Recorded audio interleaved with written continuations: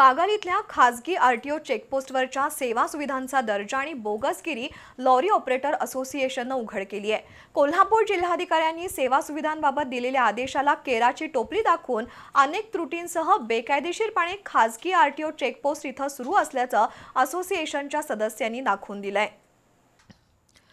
कागल इथल्या खासगी RTO checkpost उभारणीला कोल्हापूर जिल्हा लॉरी ऑपरेटर असोसिएशनसह अन्य वाहतूकदार संघटनांनी जोरदार विरोध दर्शवलाय। 2 दिवसांपूर्वी वाहतूकदारांनी मेळावा घेऊन चेकपोस्ट विरोधात एल्गार करण्याचा निर्धार केला होता।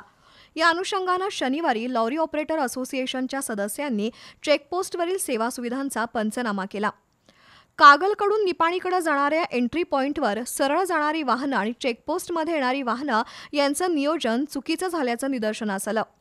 निपाणीकडून कागलकडे येणाऱ्या वाहनांचं नियोजनही अत्यंत चुकीच्या पद्धतीनं करण्यात आलंय। इथं दिशादर्शक फलक लावलेले नाहीत, स्पीड ब्रेकर नाहीत, त्यामुळे वाहनं वेगानं येत असल्यानं त्या ठिकाणी अपघात होऊन एकाचा बळी गेलाय। सध्याही या ठिकाणी दररोज अपघात होत आहेत। चेकपोस्टवर चालकांसाठी विश्रांतीगृह आहे, पण त्याचा फलक लावलेला नाही। निपाणीकडून कागलकडे येणाऱ्या बाजूला विश्रामगृहाची सोय नाही। ओव्हरलोडिंगचा माल उतरवण्यासाठी दोन्ही बाजूला गोडाऊनची सोय केली आहे, पण त्या ठिकाणी हमाल नाही। शिवाय शौचालयांची दारंही मोडलेली आहेत।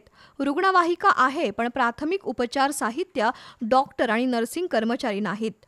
या त्रुटींबाबत जिल्हाधिकारी कार्यालयात नामदार हसन मुश्रीफ यांच्या समवेत सोमवारी बैठक घेण्यात येणार असल्याचं लॉरी ऑपरेटर असोसिएशनचे अध्यक्ष सुभाष जाधव यांनी सांगितलं। यावेळी हेमंत डिसले, प्रकाश केसरकर, शिवाजी चौगले, विक्रम पाटील, विजय पाटील, विजय तेरदाळकर, विशाल पाटील, मल्हारी पाटील, धीरज घाटगे उपस्थित होते।